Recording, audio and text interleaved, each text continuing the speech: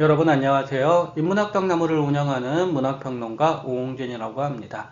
오늘은 옛 이야기를 읽고 인문학적 성찰을 하는 시간으로 그림 형제가 지은 헨젤과 그레텔을 살펴보려고 합니다. 어린 시절에 많이 읽은 동화일 겁니다. 부모에게 버려진 헨젤과 그레텔이 꾀를 써서 집으로 돌아오는 얘기가 주된 내용이지요. 여러분은 이 이야기하면 어떤 생각이 먼저 떠오르나요? 저는 이번 영상에서 가부장제와 관련하여 이 동화 속에 나타난 계모 인식에 대해 알아보려고 합니다.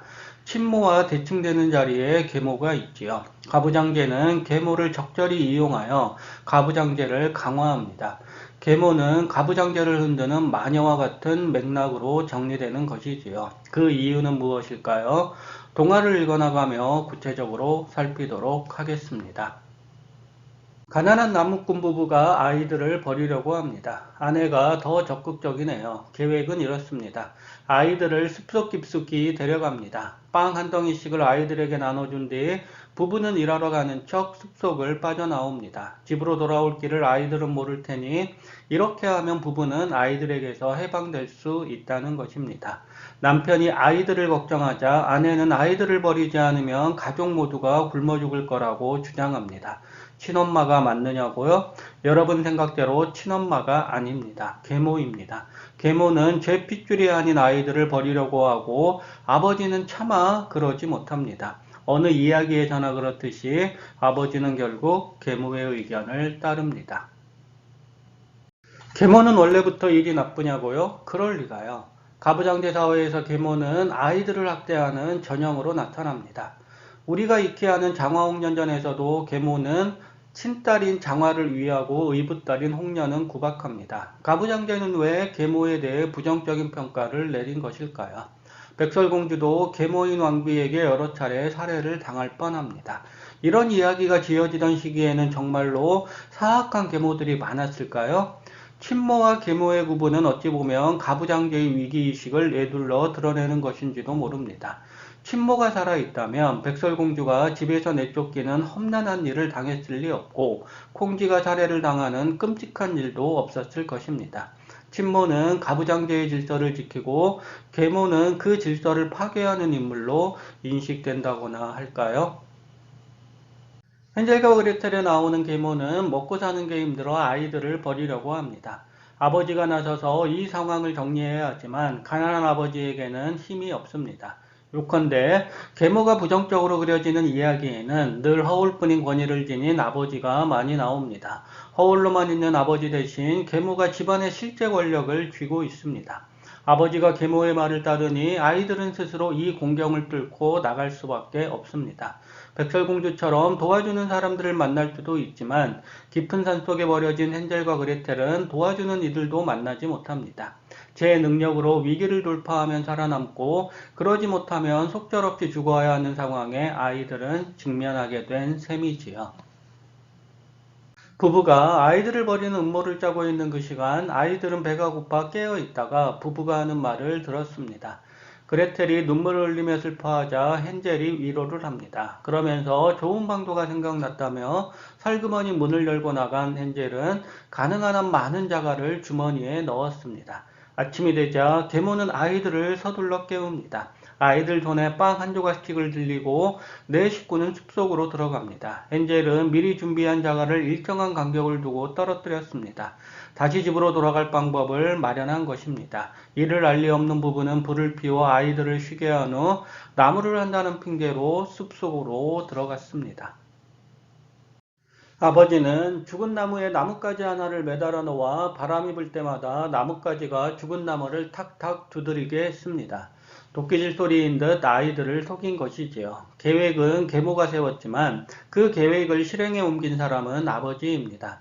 아버지 또한 아이들을 지키고 싶은 마음이 전혀 없는 것입니다. 가난이 원수라고 아버지는 변명을 댈 테지만 그렇다고 아이들을 버린 허물이 사라지지는 않습니다.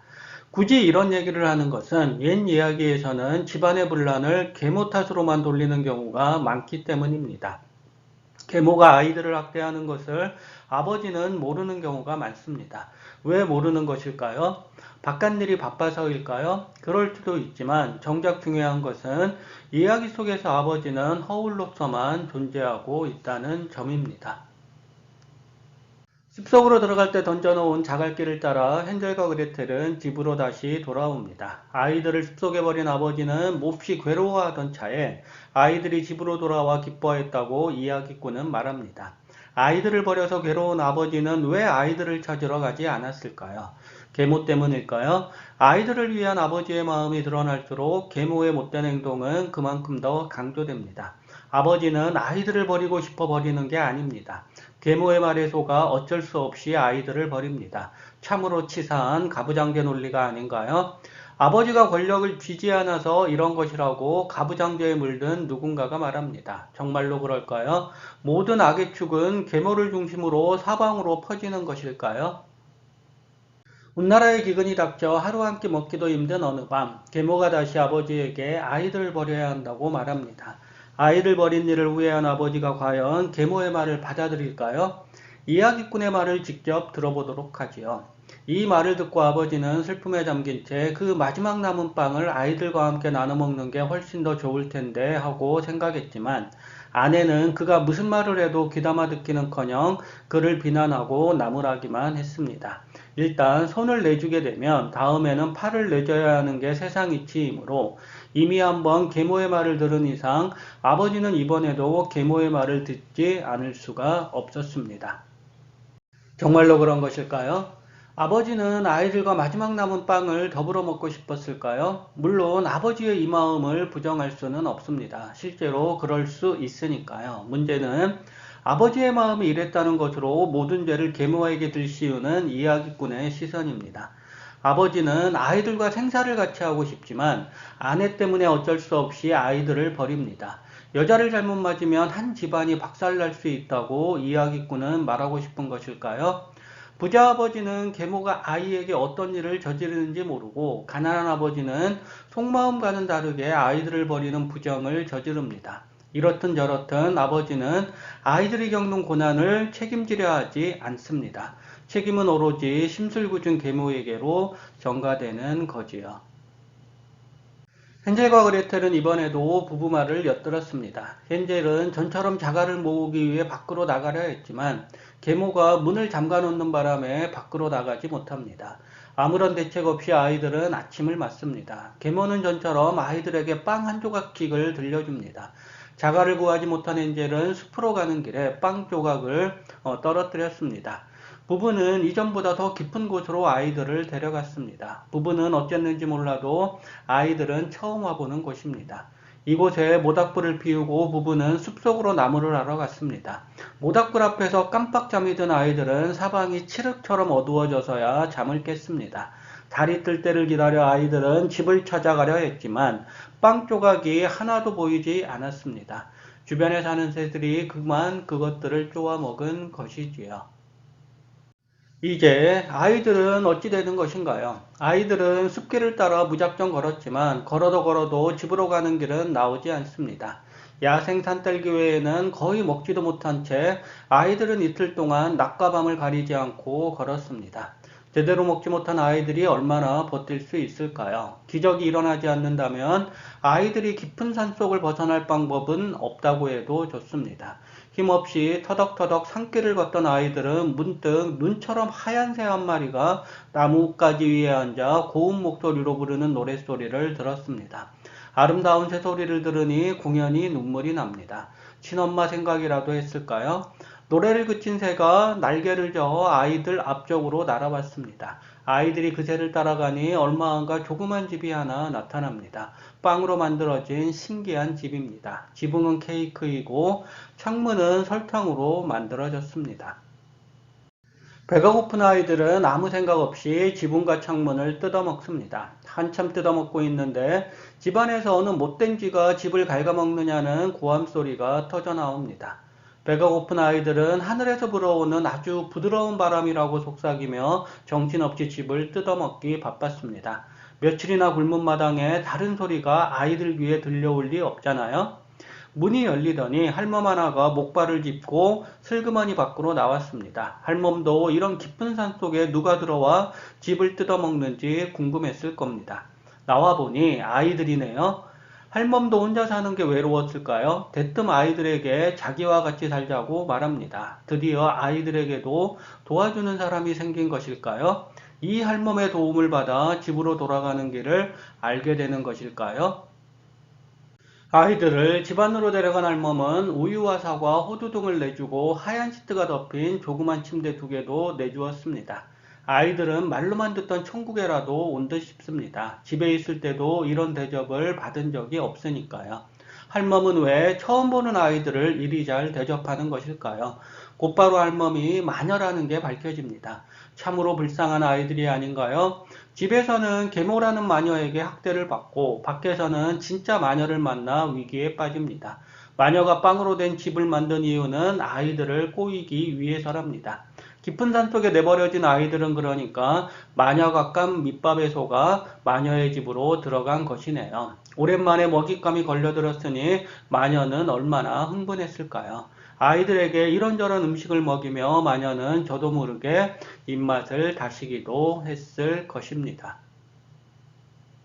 이튿날 날이 밝기도 전에 마녀는 억센 두 손으로 헨젤을 움켜쥐고 철망이 쳐진 우리에 가두었습니다. 그리고는 세상 모르고 잠을 자던 그레텔을 깨워 물을 길어와 오빠에게 맛있는 음식을 해주라고 했습니다. 오빠를 피둥피둥 살찌게 해서 잡아먹을 거라는 말도 빼놓지 않네요. 천국인 줄 알고 온 곳이 지옥보다 더한 곳이라는 거란 그레텔은 그저 눈물만 흘립니다. 아주 늙은 할멈이기는 해도 마녀입니다. 소녀인 그레텔이 상대할 수 있는 인물이 아니라는 말입니다. 어쩔 수 없이 그레텔은 맛있는 음식을 해서 오빠에게 먹입니다. 동생이 해준 음식을 먹고 살이 찌면 오빠는 마녀의 먹잇감이 되어야 합니다. 매일 아침 마녀는 살이 통통하게 올랐는지 확인하기 위해 헨젤의 손가락을 살폈습니다. 그때마다 헨젤은 조그만 뼈를 내밀었습니다. 눈이 나쁜 마녀는 그 뼈를 만질 때마다 살이 참 오르지 않는다고 중얼댔습니다. 한 달이나 흘렀는데도 헨젤의 손가락은 앙상하기만 합니다. 마녀는 살찌우기를 포기하고 그냥 헨젤을 잡아먹기로 했습니다. 그레텔은 하늘을 우러러 도와달라는 기도를 올렸습니다. 그러거나 말거나 마녀는 그레텔에게 이런저런 일을 시킵니다. 우선 물을 가득 채운 솥에 불을 지피도록 합니다. 그리고는 빵을 굽는답시고 그레텔에게 오븐 안으로 들어가 오븐의 온도를 확인하라고 합니다. 그레텔이 오븐 안으로 들어가면 마녀는 오븐 문을 닫을 생각입니다. 헨젤뿐만 아니라 그레텔까지 마녀에게 잡아먹힐 위기에 빠진 것이지요. 아이들에게는 가장 위험한 상황입니다. 마녀의 뜻대로 되면 아이들은 다시는 집으로 돌아가지 못합니다. 그레텔이 마녀의 속셈을 눈치채고 오븐 안으로 어떻게 들어가느냐고 묻습니다. 마녀의 머릿속은 오직 아이들을 삶아먹을 생각으로 가득 차 있습니다. 마녀는 자기를 따라해보라고 그레텔에게 말하고는 오븐 입구 속에 머리를 들이밉니다. 순간 그레텔이 있는 힘을 다해 마녀를 오븐 안으로 밀어넣고는 쇠문을 걸고 걸쇠까지 잠가버렸습니다. 욕망의 눈이 멀면 마녀 아닌 그 누구라도 상황을 판단하는 힘을 잃습니다. 마녀는 아이가 설마 자기를 속이랴 생각했을 겁니다. 그레텔은 마녀의 그런 욕망을 역으로 이용하여 마녀의 집요한 소나기에서 벗어난 셈입니다. 마녀는 어떻게 됐느냐고요? 오븐 안에 들어갔으니 비참하게 타 죽을 수밖에 없지 않은가요? 마녀를 물리친 그레텔은 곧바로 헨젤에게 달려갑니다. 지금까지는 오빠가 동생을 돌보았지만 이번에는 동생이 오빠를 구했습니다.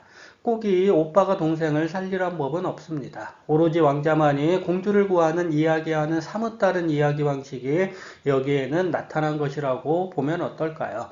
그레텔에게로 자유로워진 아이들은 마녀의 집 안으로 들어가 주머니 속에 진주와 보석들을 가득 채워 넣었습니다. 이 보석들을 들고 집으로 가면 아이들은 이제 부자가 됩니다. 더 이상 집에서 쫓겨날 이유가 없는 것입니다. 보석을 들고 나타난 아이들을 보면 아버지와 계모는 어떤 말부터 할까요? 보석을 보고 환호성을 지를까요? 혹 계모는 보석을 독차지하기 위해 또 아버지를 꼬여 아이들을 내쫓으려고 하지는 않을까요? 집에 가려면 우선 마녀의 숲에서 벗어나야 합니다. 얼마나 숲길을 걸었을까요? 아이들은 큰 강에 이릅니다. 물이 깊어 강을 건널 수가 없습니다. 주변을 둘러봐도 다리 같은 건 하나도 없네요. 강 어귀에서 헤엄치는 하얀 오리 한 마리만 보일 뿐입니다. 아이들은 이 난관을 어떻게 극복할까요? 그레텔이 오리를 향해 도와달라고 소리칩니다. 사람이 어떻게 오리와 말을 할 수 있느냐고요? 지금 우리는 동화를 읽고 있습니다. 동화에서는 사람과 동물이 나뉘지 않습니다. 마녀가 깊은 산 속에서 아이들을 꼬이는 세상이 아닌가요? 마음이 순수한 아이는 오리와 마음으로 대화를 나눕니다. 그레텔의 외침소리를 들은 오리가 아이들 쪽으로 옵니다. 순수한 존재는 순수한 존재를 알아보기 마련이니까요. 오리등을 타고 강을 건넌 아이들은 다시 숲길을 걷기 시작합니다. 얼마 지나지 않아 낯익은 숲길이 나타납니다. 그 길을 쭉 따라가자 꿈에도 그리던 집이 저 멀리로 보이네요. 아이들은 부모가 자신들을 버린 것도 있고 앞서거니 뒤서거니 하며 집을 향해 내달립니다. 집 안으로 들어가자마자 아이들은 깜짝 놀라 어쩔 줄 모르는 아버지 품에 안깁니다. 아버지는 숲속에 아이들을 버린 후 한시도 편안하지 않았습니다. 빵을 먹을 때도 아이들이 생각났고 길을 걸을 때도 아이들이 생각났습니다. 밤에 잠을 잘 때면 아이들 생각에 빠져 밤을 지새우기도 했습니다. 다시 말하지만 아버지의 이런 마음은 가부장제를 옹호하는 이야기꾼들의 마음을 그대로 반영합니다. 아버지가 아이들을 사랑하면 할수록 아이들을 내버린 계모의 죄가 그만큼 더 커지게 되니까요. 그나저나 계모는 어떻게 되었을까요? 계모가 집에 있으면 아이들은 여전히 위기에 처한 거나 마찬가지입니다. 다행히 계모는 죽었습니다. 계모가 어떻게 죽었는지는 나오지 않고 아버지가 혼자서 지내고 있다는 내용만 나옵니다. 계모는 아마도 숲속에서 죽은 마녀와 닮은 존재일 겁니다. 아이들은 마녀를 죽이고 집으로 돌아왔습니다. 이들이 마녀를 죽이는 순간 계모 또한 어떤 이유로든 죽었을 테지요. 아이들을 구박하던 계모는 사라지고 아이들을 사랑하는 아버지만 집에 남았습니다. 게다가 아이들은 마녀의 집에서 온갖 보석들을 갖고 왔습니다. 더 이상 아버지는 끼니 걱정을 할 필요가 없는 것이지요. 아이들과 행복하게 살 조건이 만들어진 것입니다. 이야기꾼은 아이들을 내쫓은 계모를 마녀로 둔갑시켜 깊은 숲속에 빵으로 만든 집을 짓고 살게 했습니다. 마녀는 빵으로 배고픈 아이들을 유혹해 잡아먹습니다. 헨젤과 그레텔은 그러니까 집안에서 벌일 싸움을 숲속 마녀의 집에서 펼친 것입니다.